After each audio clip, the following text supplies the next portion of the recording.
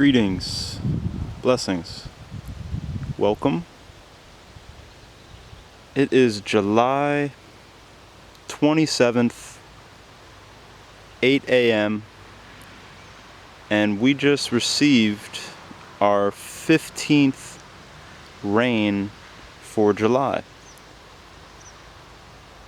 We received 19 rains in June, which is the record that I have recorded for the most rains in a month since I've been recording records here in southern Vermont. And before June was May with 10 rains, and April also was 15 rains. So with 3 days left in the month, it's not possible to break the record. We would be 1 day short of tying the record, but I don't think it's going to rain for the next 3 days. See, the clouds are moving northwest, coming from the south to southeast. So I just wanted to do, the weekly garden tour, see what's growing, what's harvesting. I'm starting, I wrote up a PowerPoint, and I'm gonna start to do presentations on explaining the grass-fed system in deeper length, just so people in the community and people who support me at the farmers market, anybody who wants to come out really can have a deeper understanding as to what the benefits are of the grass-fed system and why they should implement the system in their garden. So this mound right here was all previously garlic, and I've left one, and all of these at the top right here are called bulbous.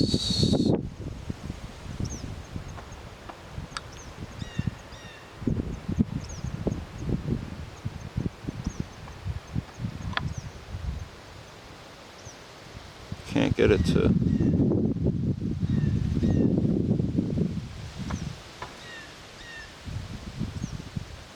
get it to zoom in for some reason. Oh, there we go. There we go. So all those little pink tiny balls called bulbous bulbs, those are all, well, we don't have enough time to explain, but I'm going to be propagating the garlic from its seed. Stay tuned for more information on that. So the garlic came out, and we have cucumbers now planted. These will be the second succession. And then there's these little small broccoli starts going in. So they're trying to grow and do their thing. There's one in the shade of the cucumbers. So, and there's even a tomato.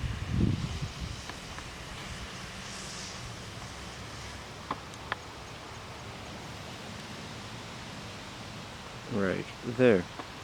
So that is one little guild per se. We have the cucumbers, the tomato tucked in with the cucumbers, one garlic left to propagate seed, and then 4 broccoli plants. This mound right here is some lettuce that I'm saving seed off of that head was transplanted in early April, and it has went through all of the conditions that we have seen, all of the rain. So by saving seed off of that lettuce and anything else in the garden, it's going to make it more adapted to my extreme climate. Intermixed around the lettuce is sweet corn. Right here we have a pole bean to climb up the sweet corn, another tomato, and on this side we have another broccoli transplant start and another cucumber. And these are to the south, and that would be to the north. And there's even this okra transplant in here that is just, it's been too wet for it to do anything, but it's still alive. We'll see what happens through August. And then there's the wild strawberry in there as well. Now these are acorn squash getting knocked over by the rain, and that's okay. There's some kind of squash. I don't exactly remember which ones these are.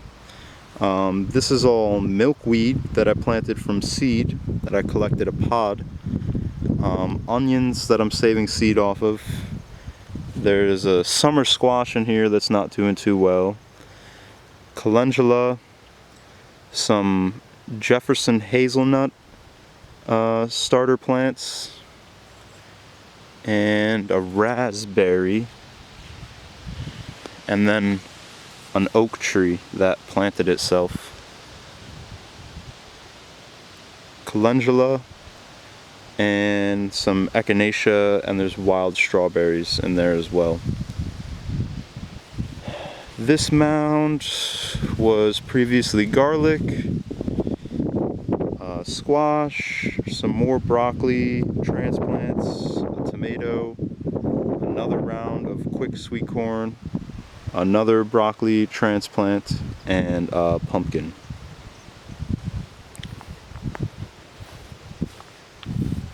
This mound previously soft neck garlic, now 2 tomatoes and some broccoli transplants and a mint. I'm going to get into the garden here in a second. I just want to finish up the mounds, so stay tuned for part 2, because yeah, I have to take it in a few parts. So what I'm going over here is annual mixed with perennial polyculture guilds.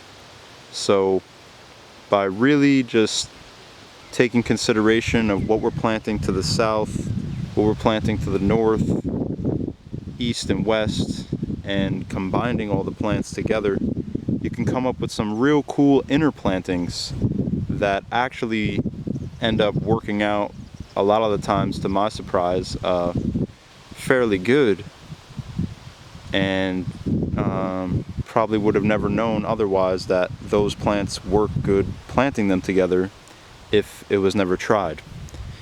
So, and it helps to keep it very diverse.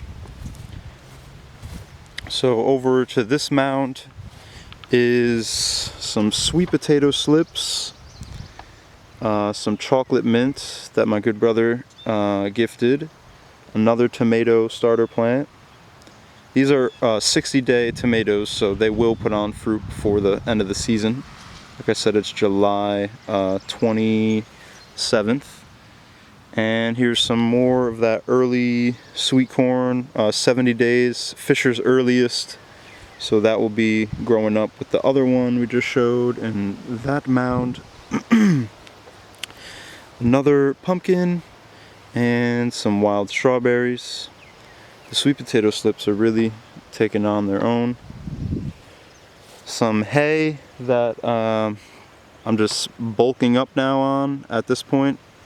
Still have to mow the rest of the pasture for the 3rd mow, and I've gotten about 3 sessions in so far, trying to get down that first half, which I draw the line right at this tree right here, and then once that's done, this side gets mowed. So it's one whole pasture, but I've divided it into two, and that helps me distribute the workload a little bit more evenly. My little seed tray table stacking area. So these are where the seeds go. I'll have some new trays coming out. They're in the window right now under the grow light germinating. And that is because we just keep on getting rains and they keep on getting destroyed when I put them out here directly. So it's good to let them germinate inside for 10 days and then bring them out to full sun. Some more sweet corn, Swiss chard, and sweet potato slip. And then we have some pumpkins. This is one plant, by the way, and pumpkins will, right in there, you can see right there actually, if I can get it to focus. This vine is the central vine, and it divided off into two sides, and you can cut off both of those so that it will just continue to give energy to this center vine right here, or you can just leave them and let them sprawl. This video is gonna stop and go into part 2 now, so if you're still here, come around for the next one. So anyways, the rest of this guild is some sweet corn that's been getting destroyed by some earwigs, some wild strawberries, some sweet potato slips to the north.